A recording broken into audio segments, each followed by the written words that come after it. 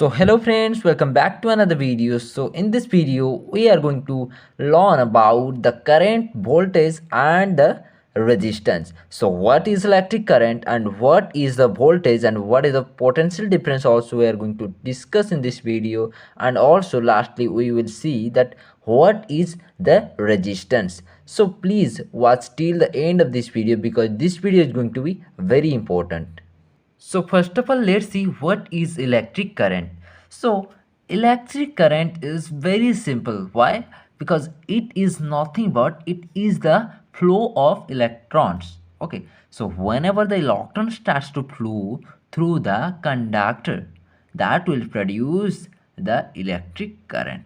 Okay, so this is the simple concept of electric current and electric. So now let's talk about what is a voltage. Okay, so voltage means nothing but voltage is the force.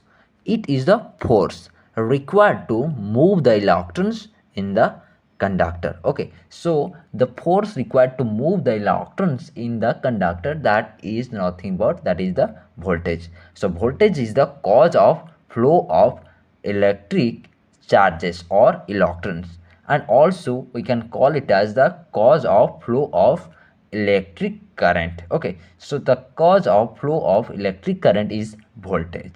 So voltage is very important because it always starts to flow, it supports to flow the electric current through a medium. So it's all about the voltage. So then what is resistance? Resistance is nothing but it is the opposition offered to the flow of electric current or electrons in the conductor.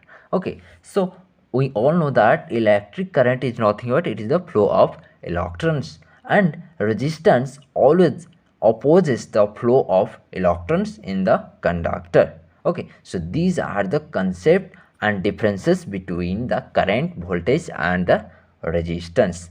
So see you in the next video. Thanks for watching this video.